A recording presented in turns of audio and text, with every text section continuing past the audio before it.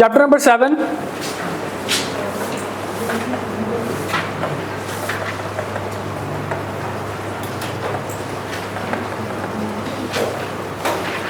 Performance of contract part 2। Chapter number 6 जो था, जैसे मैंने बताया कि परफॉर्मेंस ऑफ कॉन्ट्रैक्ट बड़ा एक कंप्रीहेंसिव सा इसमें कॉन्सेप्ट है, तो उसने इसको 2 चैप्टर्स में डिवाइड कर दिया। पहले चैप्टर में वो बताता है कि परफॉर्मेंस क्या चीज़ है, परफॉर्मेंस कैसे करनी है, ठीक है जी, और किन की परफॉर्मेंस करनी है, किन की परफॉर्मेंस नहीं करनी। चैप्टर 2 में वो बताया कि कौन बंदा परफॉर्मेंस करेगा, ठीक है, और किस तरीके से परफॉर्मेंस करेगा। तो अब यहाँ पे हम लोग डिस्कस करते हैं ना, कौन बंदा परफॉर्मेंस कर सकता है, एक छोटी सी एग्जांपल के साथ। मिसाल के तौर पर ए और बी, इनके दरमियान एक कॉन्ट्रैक्ट हुआ किस चीज़ का, कि जनाब ए क्या करेगा, कैश देगा 1 लाख रुपए, और बी क्या करेगा, गुड्स डिलीवर कर देगा।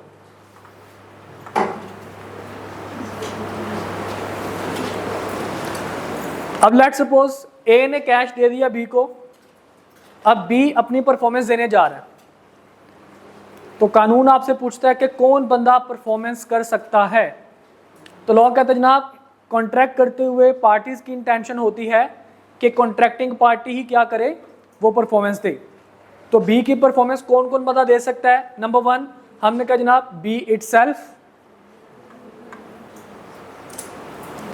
ओके। और अगर ये पर्सनल नेचर का कॉन्ट्रैक्ट नहीं है तो फिर इसके अलावा भी कुछ लोग परफॉर्मेंस दे सकते हैं। मिसाल के तौर पर अगर बी की डेथ हो जाती है परफॉर्मेंस से पहले और कॉन्ट्रैक्ट पर्सनल नेचर का नहीं था, तो इसके लीगल रिप्रेजेंटेटिव्स,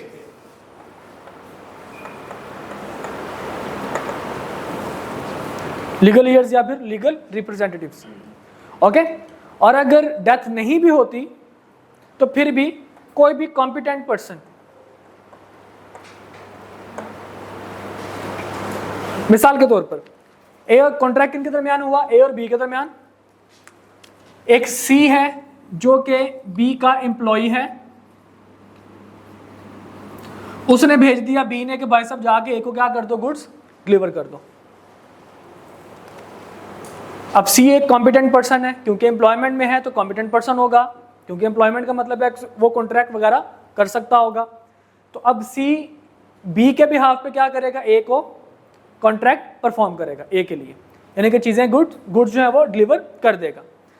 अब लॉ कहता है कि जनाब कितने बंदे कर सकते हैं performance. Number 1 contracting party itself, number 2 legal years, number 3 competent person.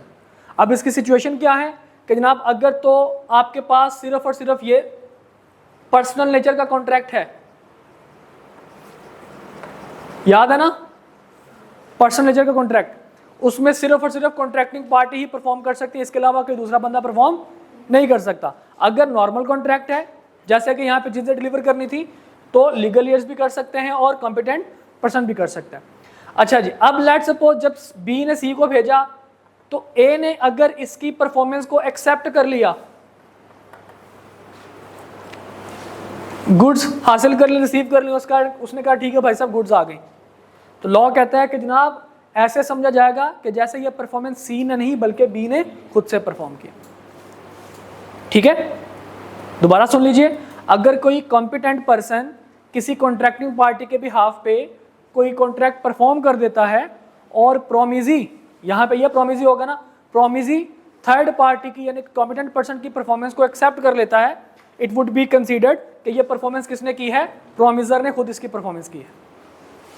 Okay, तो फिर ये ए जो है वो बी को कंपेल नहीं कर सकता कि भाई साहब तुमने चीजें नहीं लेके आई थी लिहाजा मैं तुम्हें पैसे नहीं दे रहा, या तुम्हें चीजें लेके यहाँ पे आना चाहिए था, ऐसी कोई बात नहीं करेगा। ओके, इसी के साथ लॉ जो है वो एक पावर देता है प्रोमिजी को।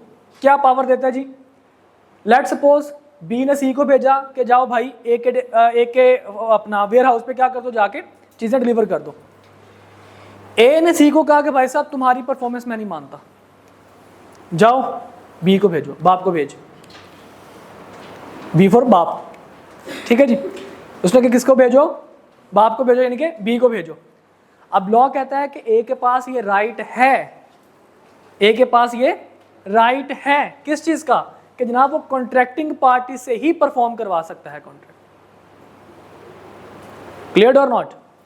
तो हमने अभी तक 2 चीजें सीखी हैं, कौन सी, कि कौन बंदा कॉन्ट्रैक्ट कर सकता है? हमने कहा जनाब कॉन्ट्रैक्टिंग पार्टी इटसेल्फ, अगर पर्सनल लेजर का कॉन्ट्रैक्ट नहीं है तो अदर पीपल यानी कि लीगल ईयर्स भी कर सकते हैं on the death of promisor, और कोई कॉम्पिटेंट पर्सन भी कर सकता है on the behalf of promisor.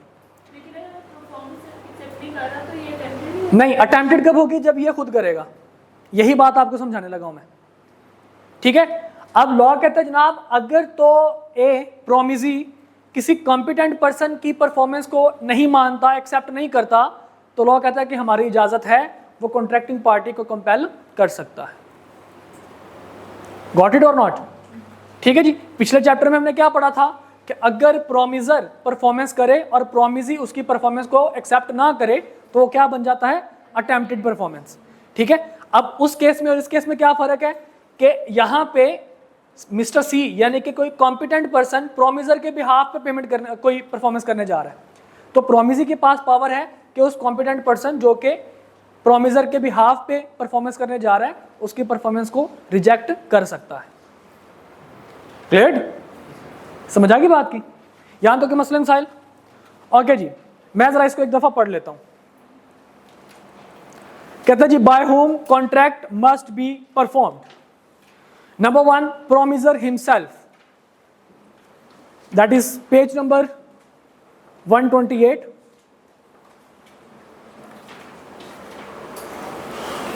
Promisor himself का मतलब क्या है जनाब कि खुद से वो क्या कर सकते हैं? प्रॉमिस परफॉर्म कर सकता है जी। If it appears from the nature of the case that it was the intention of the parties to any contract that any promise contained in it should be performed by the promiser himself, such promise must be performed by the promiser himself only. Clear? कि जहाँ पे for example जैसे personal nature का contract है, इसमें parties का intention क्या है पार्टीज की कि जनाब प्रोमिसर ही परफॉर्मेंस करे, तो वहाँ पे कौन कर सकता है परफॉर्मेंस? सिर्फ और सिर्फ प्रोमिसर। एग्जाम्पल नंबर 1 देखिए जनाब, Arif promises to marry Bisma. अब आरिफ के बिहाफ पे कोई दूसरा बंदा तो उससे शादी नहीं कर सकता ना, ठीक है जी। तो Arif promises to marry Bisma, तो Arif must perform this promise personally. Got it? Arif ने बिस्मा के साथ क्या एग्रीमेंट किया कि मैं तुम्हारे से शादी कर लूंगा, और शादी का कॉन्ट्रैक्ट बिल्कुल ठीक होता है, वैलिड होता है if it is in writing and registration. तो उसकी परफॉर्मेंस कौन करेगा? आरिफ ही करेगा भाई साहब। आरिफ के बच्चे या फिर आरिफ के बिहाफ पे उसका एम्प्लॉई शादी नहीं कर सकता। क्लियर? इसके बाद जनाब इसी तरह से सुन लीजिए, Azam promises to paint a picture for Babar. अब यहां भी पर्सनल नेचर का है, आर्ट शामिल है, ठीक है जी। तो यहां पे क्या होगा जी? Azam must perform the promise personally. Okay, अच्छा जी। इसके बाद दूसरी सिचुएशन कौन सी आ जाती है कि अगर पर्सनल नेचर का कॉन्ट्रैक्ट नहीं है, नॉर्मल सा कॉन्ट्रैक्ट है, और उसमें प्रोमिसर की डेथ हो जाती है, तो कौन बंदा परफॉर्म करेगा? उसके लीगल ईयर्स परफॉर्म करेंगे। देखिए जनाब क्या कह रहा है जी, promises bind the representatives of the promisors in case of death of such promisors before performance unless a contrary intention appears from the contract. अब यहाँ पे मतलब होता है कि जनाब कोई तजाद ना आ रहा हो, मतलब कॉन्ट्रैक्ट अगर पर्सनल नेचर का है तो फिर तो पॉसिबल नहीं है लीगल ईयर्स को परफॉर्म करवाना। Got it? तो यहाँ पे अनलेस कंट्रेरी इंटेंशन का मतलब ये होता है कि कोई और चीज कॉन्ट्रैक्ट में ना लिखी हो, कि कॉन्ट्रैक्ट किसी और नेचर का ना हो, पर्सनल नेचर का ना हो, तो on the death of promisor performance कौन करेगा? उसके लीगल ईयर्स करेंगे, कानूनी Bursa. The liability of legal representatives is limited to the amount of estate of the deceased. जी, let's suppose यहाँ पे तो हमने बी की एग्जाम्पल ली थी ना, हम जरा ए को भी देख लेते हैं। एज्यूम कर लीजिए बी ने चीज़ें डिलीवर कर दी और ए जो है उसने ₹1,00,000 का कॉन्ट्रैक्ट किया था। अगर तो ए जिंदा होता तो ये कॉन्ट्रैक्ट की परफॉर्मेंस खुद करता। लेट्स सपोज ए की हो चुकी है डेथ, तो अब इसकी परफॉर्मेंस कौन करेगा? इसके लीगल ईयर्स।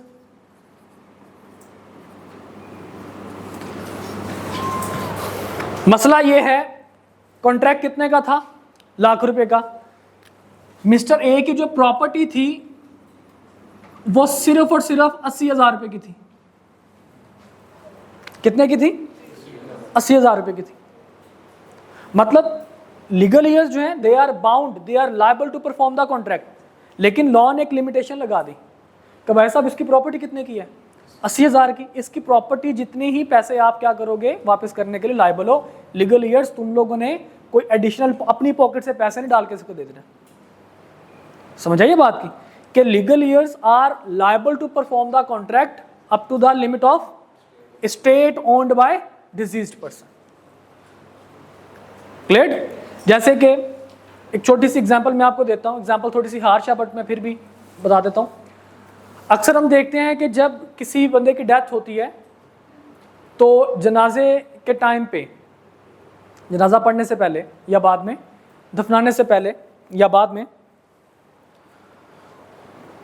लोगों को एक ऐलान किया जाता है, अगर किसी बंदे ने इससे पैसे लेने हैं तो प्लीज़ इसके वुरसा से, वो वुरसा का नाम भी ले लेता है जी, फलां बंदा, इनसे मिल लें, अगर उनके पैसे लेने देने हैं तो इनसे मिल लें, अभी बता दें, बाद में कोई बंदा मैस क्रिएट ना करे। ठीक है? अब वहां पे अगर लेट सपोज किसी बंदे ने पैसे लेने हैं तो वो जनाब जनाजे पे पहुंचा होता है और कह देता जी मैंने फलां बंदे ने, मैंने इतने पैसे इससे लेने हैं।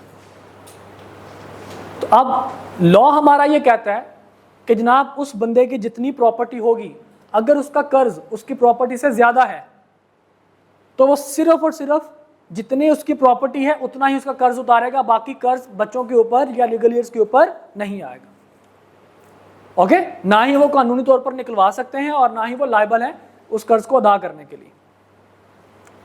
क्लियर? समझ आई बात की?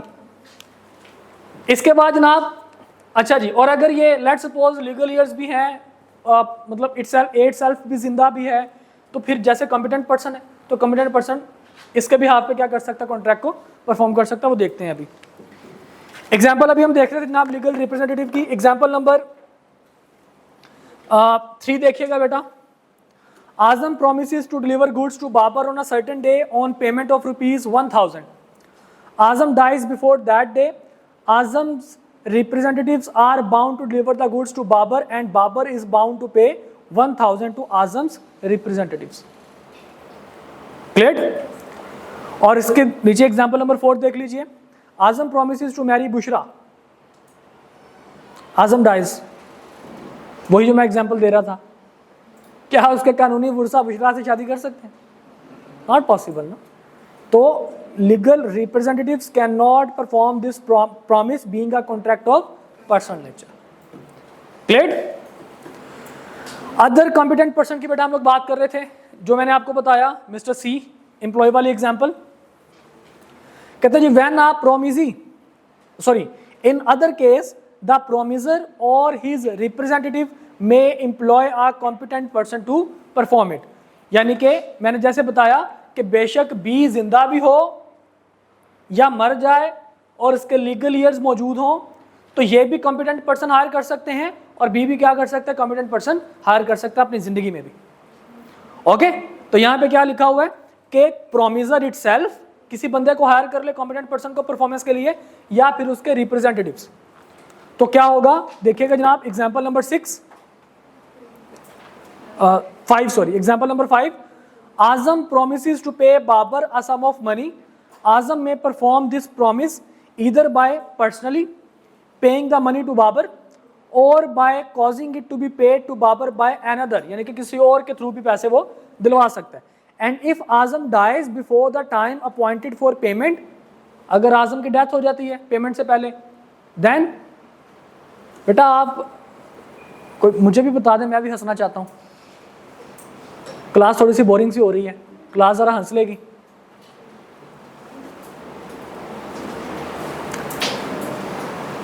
Please be focused. तो अगर आजम की डेथ हो जाती है पेमेंट करने से पहले ही, पेमेंट के टाइम पे आजम मर ही जाता है अगर, तो फिर हिज रिप्रेजेंटेटिव्स, और वो भी क्या कर सकते हैं जनाब, वो खुद भी परफॉर्म कर सकते हैं या फिर किसी कॉम्पिटेंट बंदे को भी क्या कर सकते हैं, हायर कर सकते हैं। अच्छा, जैसे मैंने फिर बताया कि जनाब मिस्टर सी बी के भी हाफ पे परफॉर्मेंस देने के लिए गया है और ए ने आगे से एक्सेप्ट कर ली उसकी परफॉर्मेंस, तो क्या होगा देखिए जी। Effect of accepting performance from third person. When a promisee accepts performance of the promise from a third person, he cannot afterwards enforce it against the promiser। Clear? जब मिस्टर ए ने सी की performance को मान लिया कि जनाब ठीक है तुम्हारी परफॉर्मेंस बी के बिहाफ पे आ गई, तो अब वो बी को नहीं कह सकता भाई आप अलग से परफॉर्म करो। Got it? समझ आ गई बात की? एग्जाम्पल नंबर 6 देखिएगा जनाब। Kamran borrows ₹2 lakh from Babar and promises to repay within a month. Akmal the father of Kamran, जो कि कामरान का बाप है, अकमल ने क्या किया जनाब, पेज ₹2 लाख टू बाबर। अब अगर बाबर उसको एक्सेप्ट कर लेगा तो क्या होगा, Kamran is discharge from his liability. Okay, ये जो उसके बाद मैंने बात की थी कि अगर ए लेट सपोज एक्सेप्ट नहीं करता और कहता जनाब कॉन्ट्रैक्टिंग पार्टी को ही भेजो, तो वो चीज आगे आने वाले टॉपिक्स के अंदर मौजूद है। क्लियर? अच्छा जी, इसके बाद जनाब हम लोग बात करते हैं ज्वाइंट लायबिलिटीज की। देखिएगा जी, डेवल्यूशन का मतलब होता है कि किस तरीके से क्या प्रोटोकॉल होंगे आहिस्ता आहिस्ता अगर आपके पास एक से ज्यादा ज्वाइंट लायबिलिटीज है, तो एक से ज्यादा लोगों के ऊपर। एग्जाम्पलीफाई पहले करूंगा, उसके बाद इसका कानून समझाऊंगा।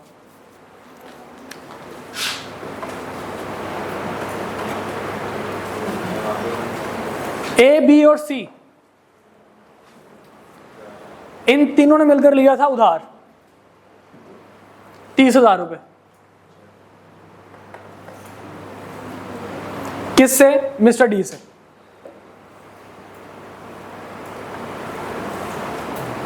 ओके, अब जारी बात है पेमेंट भी इन तीनों ने करनी है।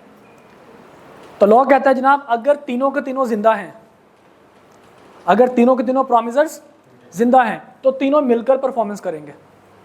हर बंदा 10-10 हज़ार रुपये यानी कि मिलकर परफॉर्मेंस करेंगे। और अगर तीनों में से किसी एक की डेथ हो जाती है, लेट सपोज जनाब ए की डेथ हो जाती है, तो फिर कहते जनाब फिर ए के रिप्रेजेंटेटिव्स बी और सी के साथ मिलकर परफॉर्मेंस करेंगे। ओके, इसी तरह अगर लेट सपोज बी की डेथ हो जाती है, तो फिर बी और ए के रिप्रेजेंटेटिव्स सी के साथ मिलकर क्या करेंगे, परफॉर्मेंस करेंगे। और अगर सी की भी डेथ हो जाती है, तो तीनों के लीगल ईयर्स मिलकर क्या करेंगे, परफॉर्मेंस करेंगे। ओके, समझ आ गई बात की? अगर एक से ज्यादा ज्वाइंट प्रोमिसर्स हैं, और तो लॉ कहता है जनाब अगर तीनों जिंदा हैं तो तीनों मिलकर क्या करेंगे, परफॉर्मेंस करेंगे।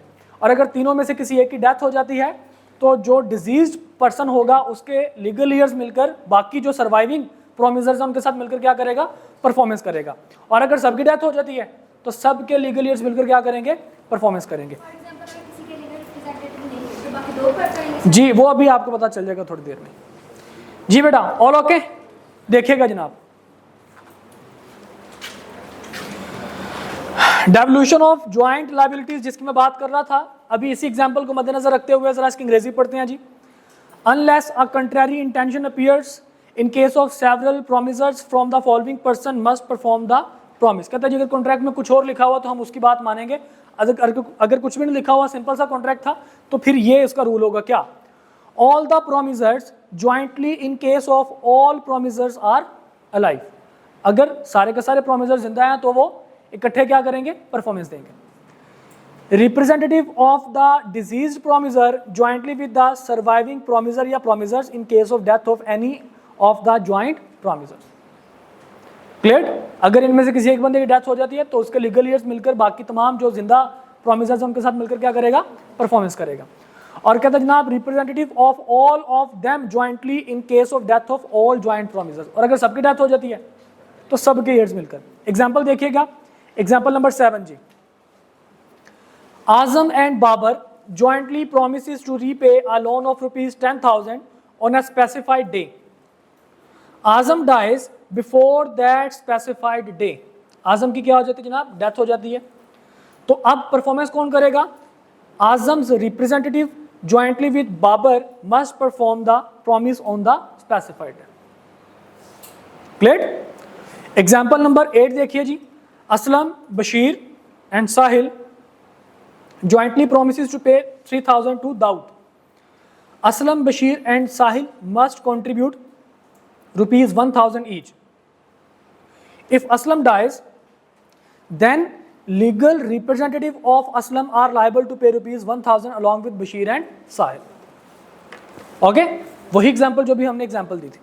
अच्छा जी, अब जनाब हम ज्वाइंट प्रोमिसेस के रूल्स पढ़ने जा रहे हैं। मैं इसी एग्जांपल को आगे कंटिन्यू करूंगा। ज्वाइंट प्रोमिसेस के रूल देखिए बेटा,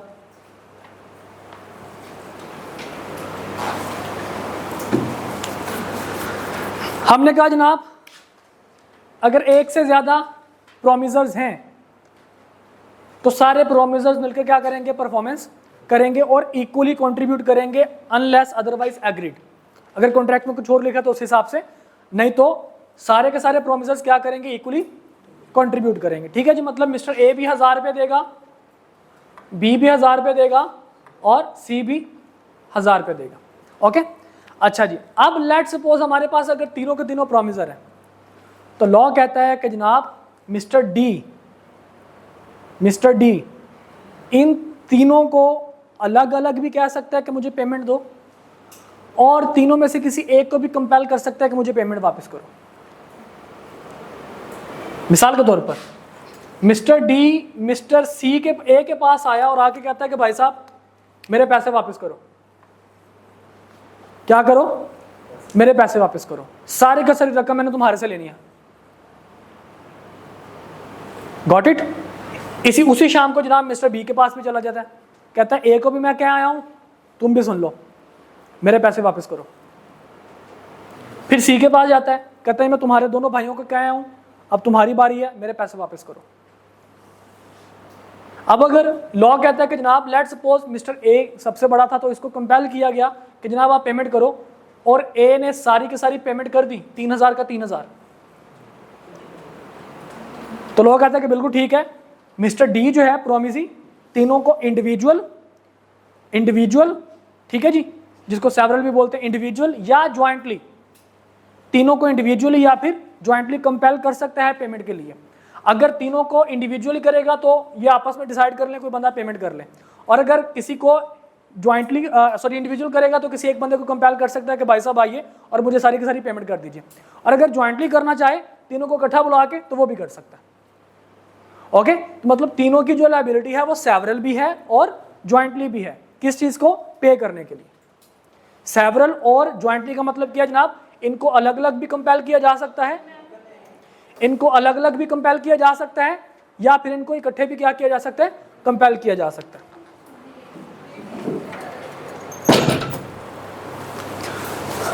ओके, अच्छा लेट सपोज ए ने पैसे दे दिए डी को सारे के सारे, अब बी और सी आजाद। तो लोग कहते हैं ऐसे नहीं है, अब ए के पास पावर है, क्या पावर है कि वो बी और सी से इनका हिस्सा इक्वली क्या करवाए, कंट्रीब्यूट करवाए। मतलब बी और सी एक 1000 रुपया क्या करेंगे, ए को पे करेंगे। ओके, अगर ज्वाइंट प्रोमिसर्स में से कोई एक प्रोमिसर सारी की सारी रकम अदा कर देता है तो फिर उसके पास राइट आ जाता है, उसके पास पावर आ जाती है किस चीज की, कि वो बाकी ज्वाइंट प्रोमिसर्स को कंपेल कर सकता है कि भाई साहब इक्वली कंट्रीब्यूट करो। क्लियर और नॉट, समझ आ रही है कि नहीं आ रही? अच्छा, अब तीसरा पॉइंट इसमें क्या कह रहा है जी, लेट सपोज तीनों के हिस्से में कितने कितने पैसे आते हैं, 1000।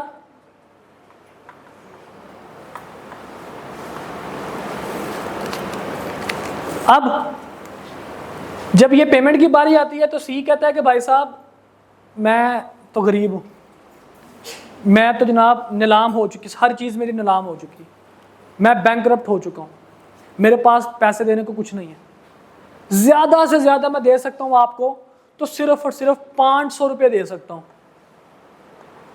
कितना दे सकता हूं, 500 रुपये, 1000 नहीं है मेरे पास। प्रॉपर्टी सारी बिकने के बाद कितने पैसे मिल सकते हैं आपको, 500 रुपये मिल सकते हैं। ओके, तो अब लॉ क्या कहता है कि जनाब 1000 ये 2500 रुपये देंगे डी को। कहता जी नहीं, डी को पैसे उतने मिलेंगे।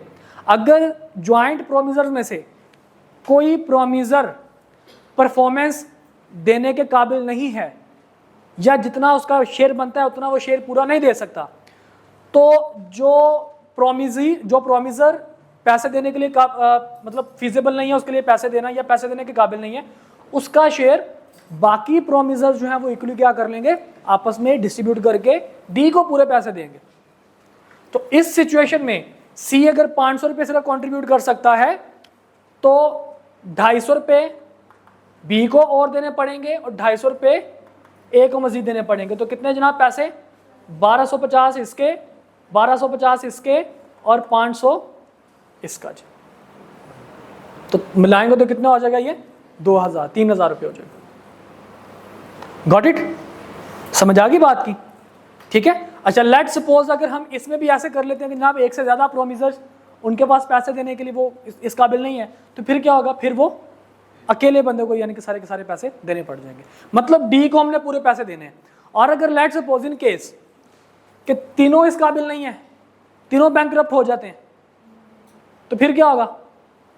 तो लोग कहते हैं जनाब अगर कोई बंदा बैंकरप्ट हो चुका है तो उसका जो भी लोन होगा उसकी प्रॉपर्टी बेचकर अदा किया जाएगा और जो बाकी बच जाएगा लोन, वो सारे का सारा उनका लोन खत्म। मिसाल के तौर पर अगर सारे कहते हैं नहीं सर मैं 250 रुपये दे सकता हूँ, मैं 250 और ये 500, तो ये कितने पैसे होंगे? ये तीनों मिलकर तो 1000 रुपये सिर्फ मिस्टर डी को मिलेंगे, बाकी 2000 रुपये मिस्टर डी को नहीं मिलेंगे। समझ आ गई बात की? अभी तक हमने क्या कहानी पढ़ी कि तीनों परफॉर्मेंस करेंगे इंडिविजुअली भी और सेवरली भी, इनको कंपेल किया जा सकता है। उसके बाद हमने कहा कि जनाब अगर तीनों में से कोई एक बंदा पेमेंट कर दे तो सारी की सारी, तो उसके पास राइट है कि बाकियों से वो क्या कर सकता है? इक्वली कंट्रीब्यूट करवा सकता है। ठीक है जी। उसके बाद हमने कहा जनाब अगर इनमें से कोई बंदा कंट्रीब्यूशन अपना पूरा नहीं दे सकता तो जो उसका रिमेनिंग पोर्शन होगा वो क्या हो जाएगा? बाकी दोनों लोगों में इक्वली डिस्ट्रीब्यूट हो जाएगा। और अगर सारे के सारे लोग, ये वैसे लिखा नहीं हुआ लेकिन प्रैक्टिकली हम ये बात करते हैं, अगर कोई भी बंदा बैंकरप्ट हो चुका है, तीनों के तीनों बैंकरप्ट हो चुके हैं, तो इनके पास तो पैसे नहीं है, तो फिर क्या होगा? जितने पैसे मिलेंगे डी को दे देंगे, अदरवाइज फिर खत्म। देखिएगा जनाब जरा, rules regarding performance of joint promisee. Number 1, joint and several liability. जनाब, when 2 or more persons make a joint promise, the promisee may, in the absence of express agreement to the contrary, compel any one or more of such joint promisers to perform the whole of the promise। किसी एक को भी कह सकता है या तीनों को कह सकता है। एग्जाम्पल नंबर 9 जनाब, Azam, Babar and Saqlain jointly promise to pay Dawar ₹3000। Dawar may compel either Azam or Babar or Saqlain to pay him ₹3000।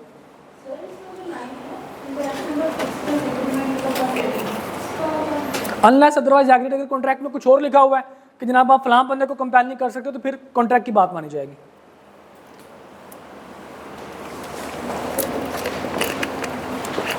Let's suppose अगर कॉन्ट्रैक्ट में लिखा था कि जनाब पैसे अगर तुमने लेने हैं तो तुम सिर्फ बी और सी को कंपेल करोगे, तुम ए को कंपेल नहीं करोगे, तो फिर सी डी जो है वो ए को कंपेल नहीं कर सकता, बी और सी को कंपेल कर सकता है। ओके, अगर कॉन्ट्रैक्ट में कुछ लिखा हुआ है इस तरह का। अगर कॉन्ट्रैक्ट में कुछ भी नहीं लिखा हुआ तो फिर ये वाला रूल होगा कि तीनों को सेवरली भी और कलेक्टिवली भी क्या कर सकता है? वो कंपेल कर सकता है। उसके बाद जनाब राइट टू क्लेम कंट्रीब्यूशन जी। Each of 2 or more joint promisers may compel every other joint promiser to contribute equally with himself to the performance of the promise unless a contrary intention appears from the contract। जैसे मैंने बताया कि contract में अगर कुछ और लिखा होगा तो उस हिसाब से, अगर कुछ नहीं लिखा हुआ तो अगर कोई एक बंदा इसमें से परफॉर्मेंस कर देता सारी की सारी, तो वो बाकियों को कंपेल कर सकता है कि जनाब क्या करो? इक्वली कंट्रीब्यूट करो। क्लियर? एग्जांपल देखिए। अच्छा, एग्जांपल नंबर 10 और 11 सेम पॉइंट की हैं। ओके, 10 और 11 क्या हैं? सेम पॉइंट्स की हैं। तो मैं फिर भी इनको पढ़ने लगा हूं। 10 एग्जांपल भी नीचे वाले पॉइंट के साथ रिलेट करती है और 11 भी, लेकिन देख लीजिए। Azam, Babar and Saqlain jointly promised to pay Dawar a sum of ₹3000। Saqlain is compelled to pay the whole। अब आजम यहाँ पे इंसॉल्वेंट आ गया, तो आप इस इंसॉल्वेंस को जरा खत्म कर दें। सिर्फ ये कंसीडर करें कि सकलैन इज कंपेल्ड टू पे द होल, कि जनाब सकलैन ने सारे के सारे पैसे पे भी कर दिए। तो अब क्या होगा? अब सकलैन क्या कर सकता है? सकलैन आजम और बाबर दोनों से इक्वली कंट्रीब्यूट करवा सकता है। ठीक है। और उसके बाद वाला जो पॉइंट है कि जनाब अगर इनमें से कोई बंदा इंसॉल्वेंट हो जाता है तो फिर क्या होगा? इसी एग्जांपल को मैं देख रहा हूं जी, या बल्कि एग्जांपल से पहले नीचे वाला पॉइंट पढ़ लेते हैं, सेक्शन 43 वाला, sharing of loss by default in contribution जी। कहता है जी, if any one of 2 or more joint promisers makes default in such contribution, कि जनाब अगर कोई एक बंदा, कोई भी पार्टी यानी कि कोई भी ज्वाइंट प्रोमिसर्स में से कोई भी बंदा अगर वो पेमेंट नहीं कर सकता तो क्या होगा, द रिमेनिंग ज्वाइंट